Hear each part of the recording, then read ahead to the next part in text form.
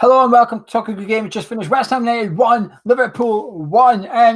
We're probably going to sound like happy hammers, so a little bit of a warning. There might be positivity in this review. It may come as a surprise. It's a little bit different to the last couple of games.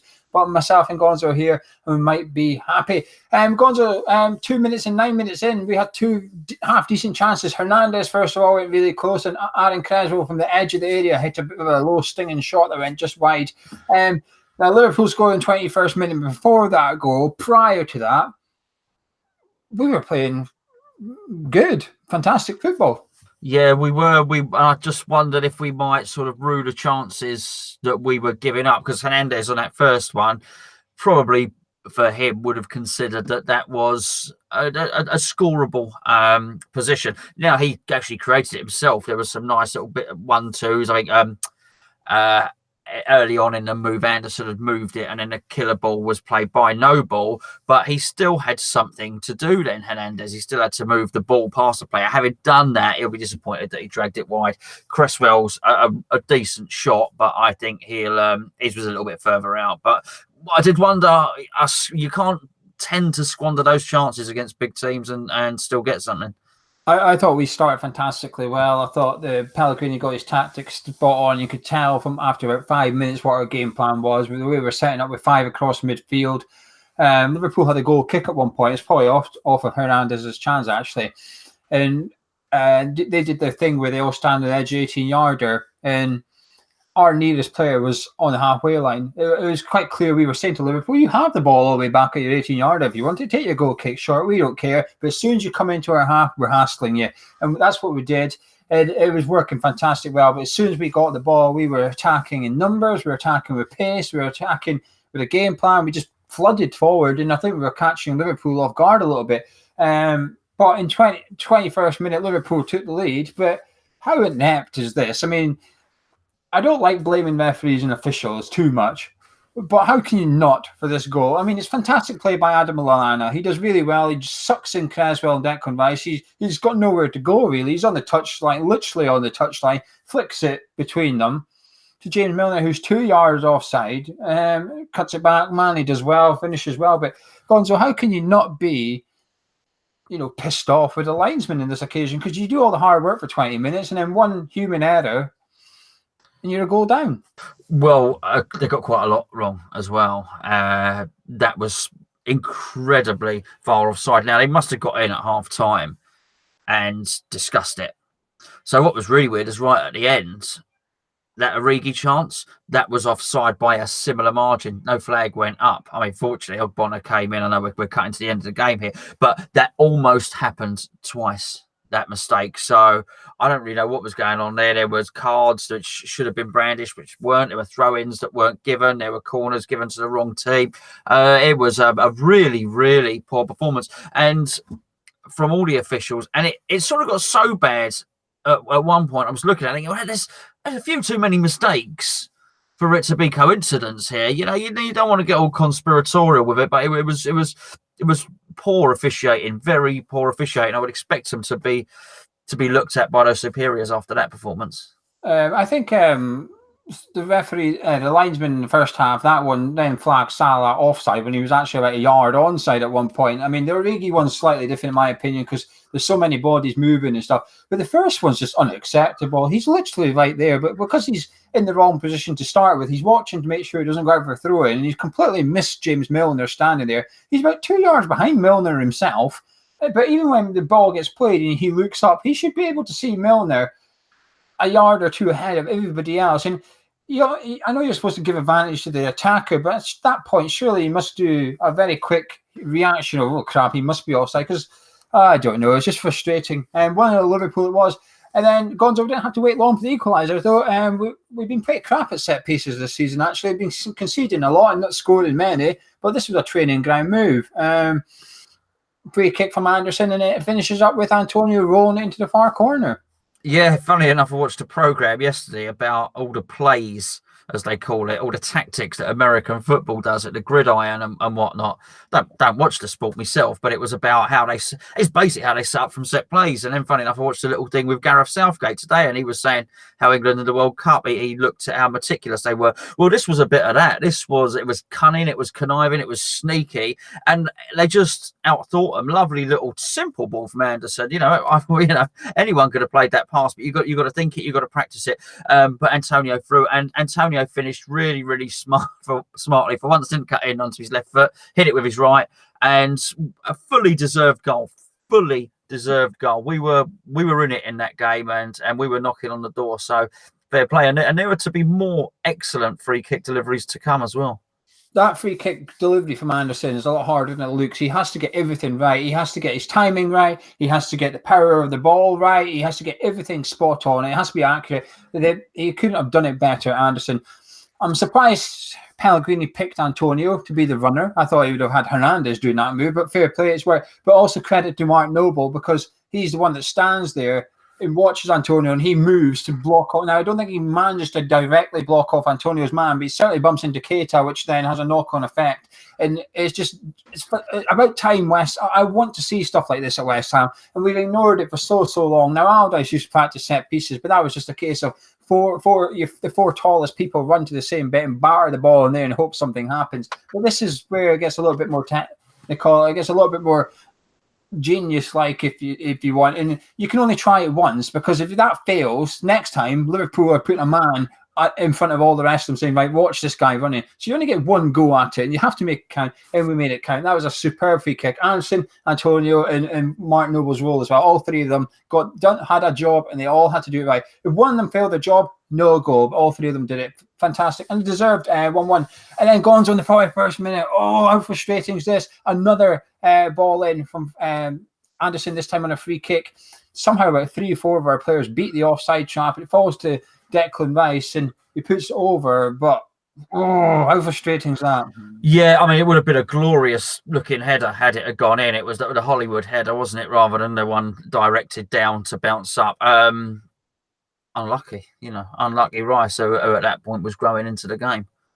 It was frustrating. If there's anyone you want on the end of that, actually, it's probably, to be fair, it'd probably be Ogbonna, but behind Ogbonna, it is Declan Rice, and I think he was surprised that he wasn't A, offside, or B, he had a Liverpool player breathing down his neck when he you could see him react to it. If you like you said, he went for the Hollywood one, he went to put it into the top corner.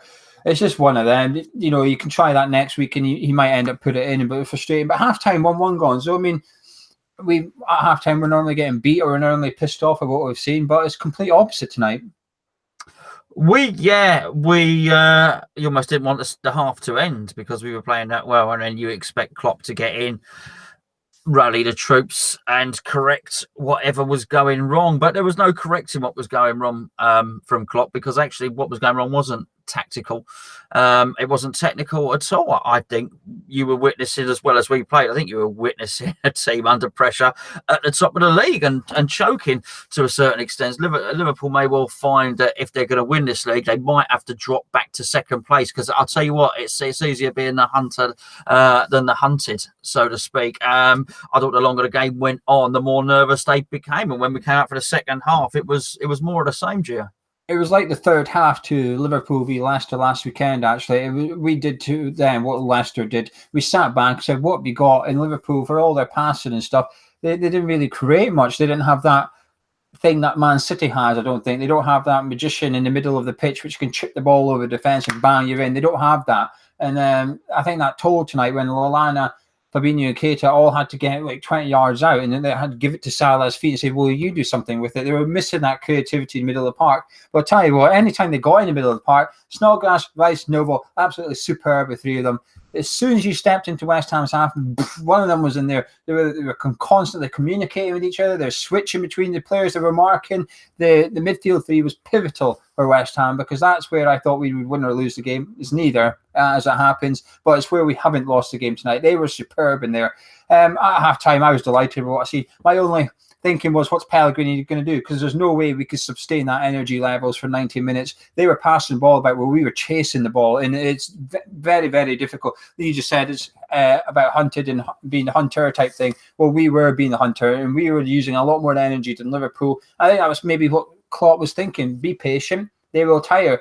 And I was worried as well, but we'll come on to that. In the 72nd minute, Mark Noble had a decent chance on the edge of the box with a half-snap volley, which went over. Then in the 77th minute, Pellegrini rolled his dice, took off Mark Noble and Javier Hernandez, and on came Pedro Obiang and Andy Carroll. What did you make about Hernandez's performance tonight? We did the build-up show. We knew Anatovich was a starter. Hernandez got the chance, lone striker role, which isn't his typical role. Played 77 minutes. What do you make of it?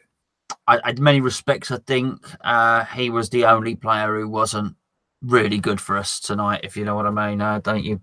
You know, we may struggle for man of the match later. Certainly, I've wrote down 3 or 4. You know, but he never came into the equation. I thought he was. I thought he was quiet. No, he didn't really bring a lot to the team performance. I thought he lacked sharpness. That's fine. If you're not scoring, that's fine. Then it becomes a robust and energetic performance. You look at Snodgrass. I mean, Snodgrass is going to earn his Radox bath tomorrow, isn't he? His muscles going to be aching. I don't know how much he's run. I didn't feel that Hernandez was putting in the miles and just really with it. So yeah, not fantastic, mate. Not fantastic. I thought he did all right, actually. I thought he was doing okay. I thought he was hustling and bustling. I tell you what, I thought he did more tonight than Anatovich did against Wolves last weekend. I thought he did that. I think the only bit that was, you could tell he was a bit rusty, though, Hernandez. He got 3 chances tonight that you would have maybe put money on him. The first one in 2 minutes, he turns his guy perfectly. He does all the hard work and then just goes wide. It's a bit frustrating. The second one, there was that long, high ball over to him. He tries to take on the side foot volley and almost halfway out for a throw in, and Noble had to volley it back. But you know, that one, you just think a more competent Hernandez might have brought that down and just smacked it in or whatever. And then the third one, the one time when Antonio, you needn't be greedy. The greediest player in our squad does all the hard work, all the run. You're thinking, hit it, and he passes. You know, I've never seen Antonio pass in that position before in my life, and he passes. But he passes to Hernandez. Fair play to Antonio, because he obviously thinks, there's the poacher. Here you go. And a just sharper Hernandez. But he takes the touch and he loses it, and you just think, oh, that's your chances. That's your chances. But I thought he did okay, Hernandez, all things considered, to be fair. Then in the very, very last minute, Godzo, Origi missed a chance. Like you said, the linesman had the last roll of the dice, really, and couldn't quite get the 2 points for Liverpool. Well, absolutely. But he didn't score, and the reason he didn't score because Ogbonna came out of nowhere and put all the pressure on him and made him hurry whatever he was going to do, and that's why he didn't score. And a strange thing happened with Ogbonna, because somebody came down and stole Ogbonna and replaced him with somebody who looks identical to Ogbonna but who could really defend, because I thought tonight he was excellent. He didn't miss a beat. He was absolutely on it. There were even times when he was bringing the ball out from defence as well, at pace sometimes. But there's been a lot of really, really good players. But that was, look, we cheer and when we're happy, and the attention moved on very quickly because Klopp and Pellegrini appeared to be having words on the touchline. But that could have been really naughty at the end there. Really, really naughty. As I say, I think there's got to be a little bit of an inquest from the refereeing council or whatever they do and have a look at that.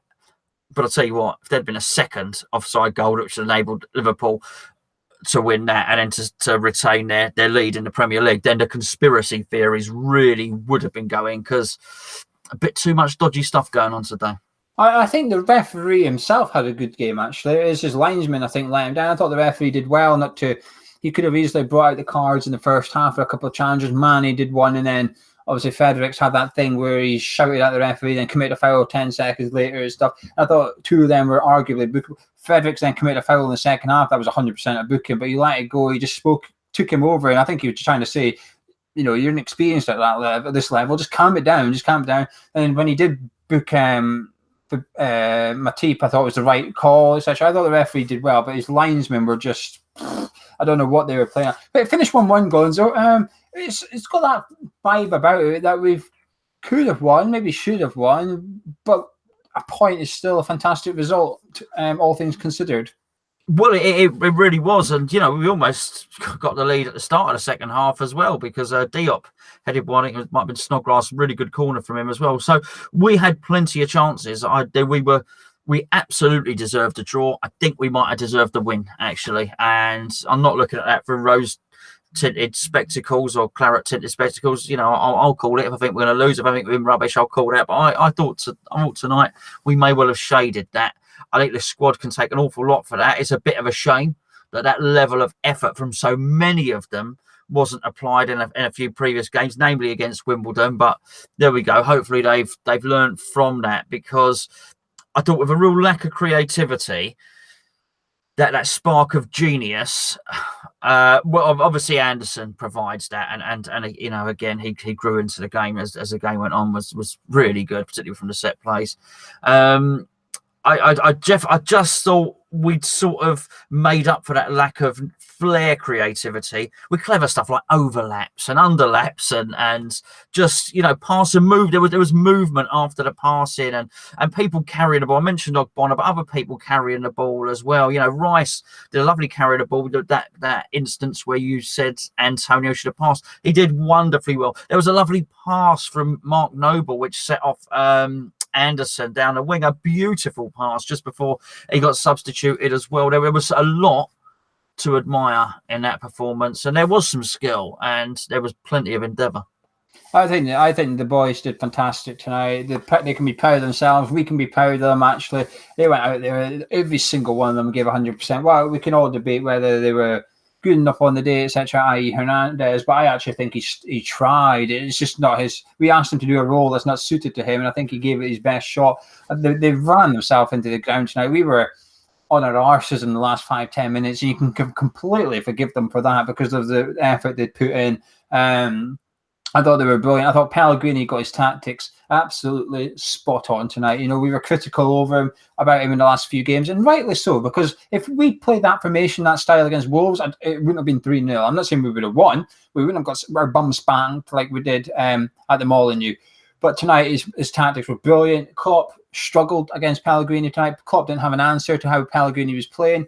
We were sitting back, got the ball, and broke. Every single time we got the ball, they were away. The players knew where to put the ball as well. That pass you were talking about, Noble, is a perfect example. It was a half volley from just on the edge of our 18-yarder, I think. We were under a little bit of pressure. We got it half cleared.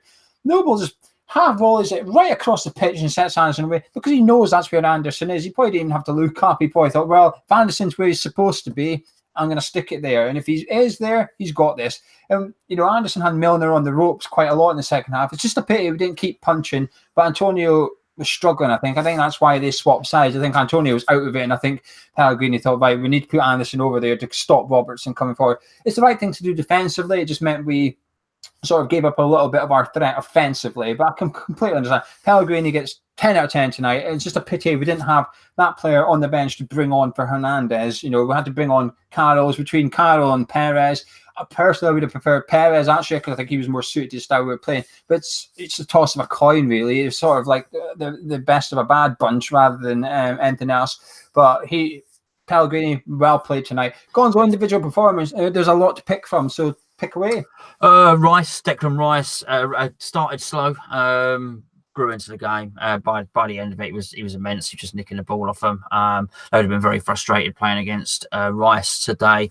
Antonio was just full of endeavour from the first whistle. He didn't grow into the game. He was at it from the start. Another guy who was at it from the start was Robert Snodgrass. Ran himself into the ground. I thought he was, in terms of effort and endeavour, he was excellent today, and he tried to provide little bits of quality by trying to make triangles, make himself available as well. I thought, Fredericks did remarkably well.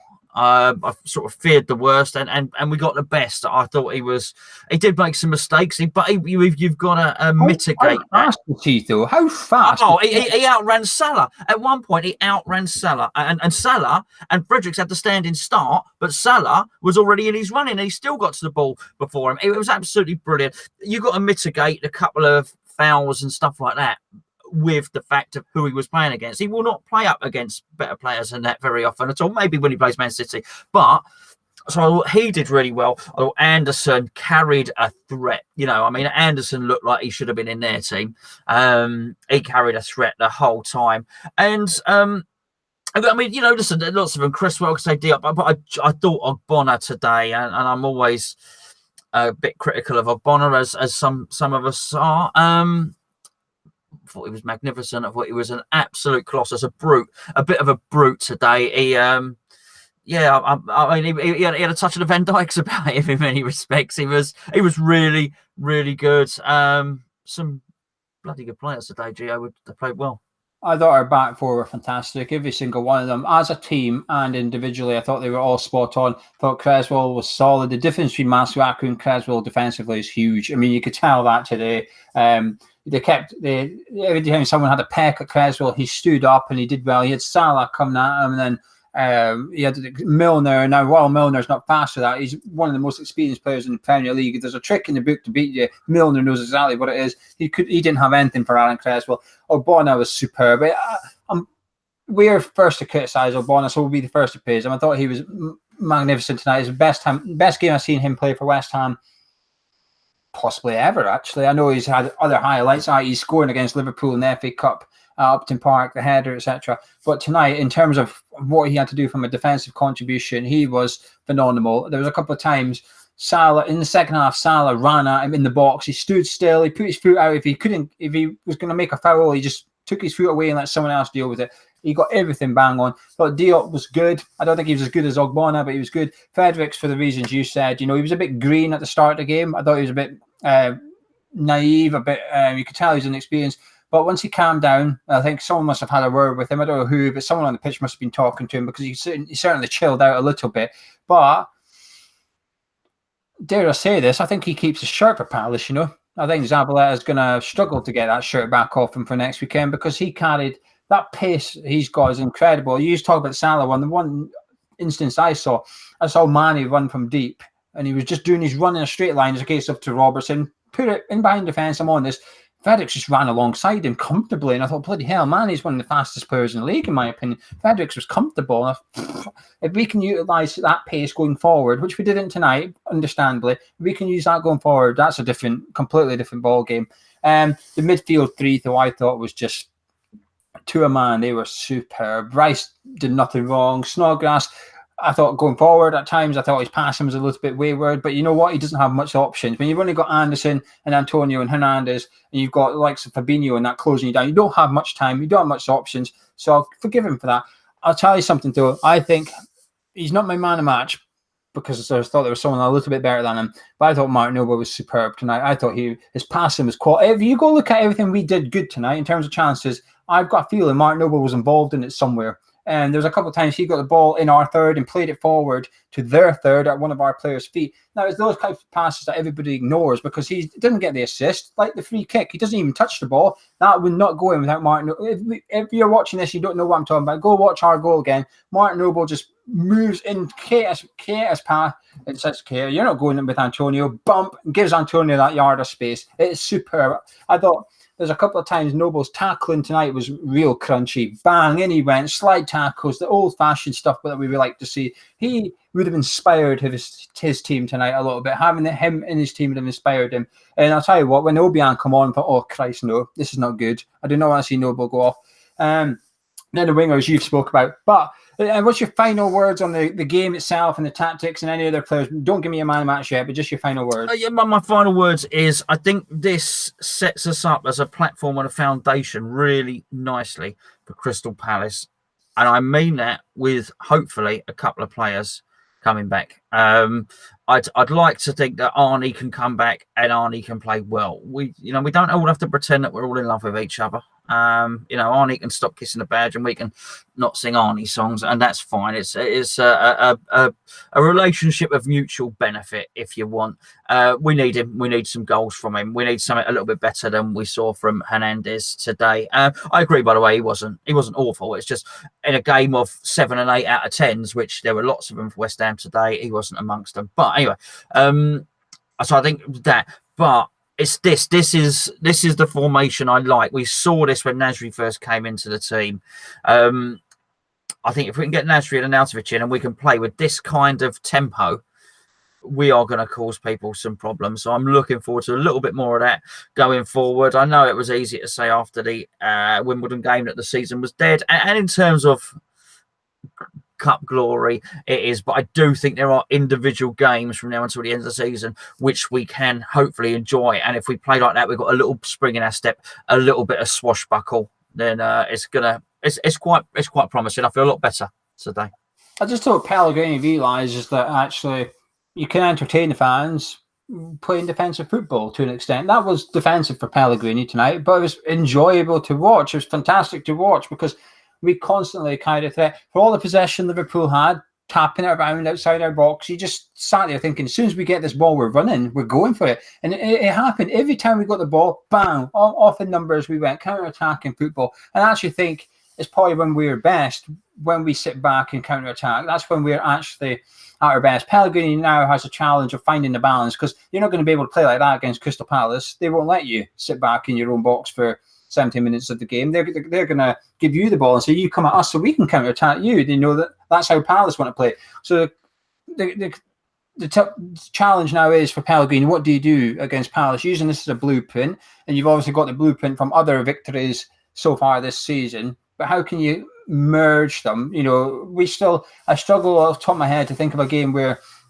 we've won, where we've dominated possession, if you like. The good wins like Man United at home and Arsenal, Everton away, they're all counter-attacking wins. That's when we're obviously at our best. I know we didn't win tonight, but this performance will go down in the top 10 performances so far. I know there's only 25 games in, but you know what I'm trying to say. So the challenge is to Pellegrini, what are you going to do now next week up against a side who are not going to be as open as Liverpool? But tonight, he got spot on, players got spot on. This is a fantastic point for us. I would have bit your hand off for a point before the game. We both predicted defeat, so this is just superb. But we also, talking about blueprint, us and Leicester City have just handed everyone in the league a blueprint on how to play against Liverpool for the rest of the season. That's 2 games in a row now. They've come up against the same style of football and they've struggled. They don't know what to do. They struggle outside the box. Firmino had 1 shot in the first half. I think that was it, really. We barely seen him after that or before that, if anything. They didn't know what to do. And that is a massive credit to Pellegrini rather than a criticism of Liverpool. But Gons, with all that in mind, there's quite a lot to choose from. I think we're going to go for different people, actually. But can I get your man of the match, please? Yeah, I wanted to give it to Antonio. I wanted to give it to Snodgrass. I also wanted to give it to Anderson. But I'm actually going to give it to Angelo Ogbonna for reasons that I have already stated. And there was one particular bit where I think Salah might have started to die from a broken heart. I said before in the preview that he looks like he's got the weight of the world on his shoulders now, Salah. And I do think that's indicative of the Liverpool team. I did mean I think they're struggling being front runners. They're going to win. They've got to dip down first and then probably go again. But I also think, as a smaller example of that, Mo Salah, when he was last season, he was unexpected. He was a surprise package. And that was everything he did was a bonus. When then towards the end of the season, people started talking about him alongside Messi and Ronaldo and people like that. And possibly, I wonder, and I know his goal scoring has been decent this season, but I don't feel he is playing with the same swagger. And there was a point today where I just nicked the ball off of him. And his head, just his shoulders, he'd had enough. And I thought, yeah, that'd do it for me. He was a colossus tonight. So Angelo Ogbonna.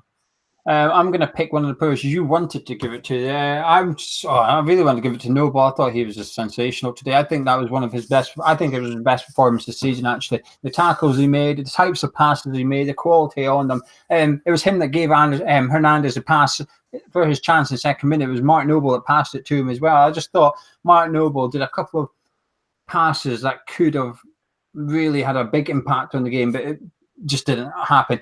Saying that, he did miss that volley, which a little bit more composure, and he should have been hitting the target with that at least. But I'm going to give it to Antonio. I thought he was superb. I said to you in the build-up, Antonio is going to be our most important player in this game, and I stand by that. I thought he was. He had a very, very difficult role today. Defending, you've got to be right mid. You've got to be Markin Robertson, one of the best left back in the league.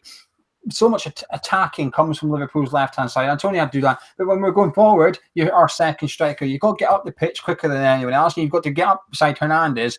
And he almost has you talk about partnerships in the team. Noble's got Rice and Snodgrass among them.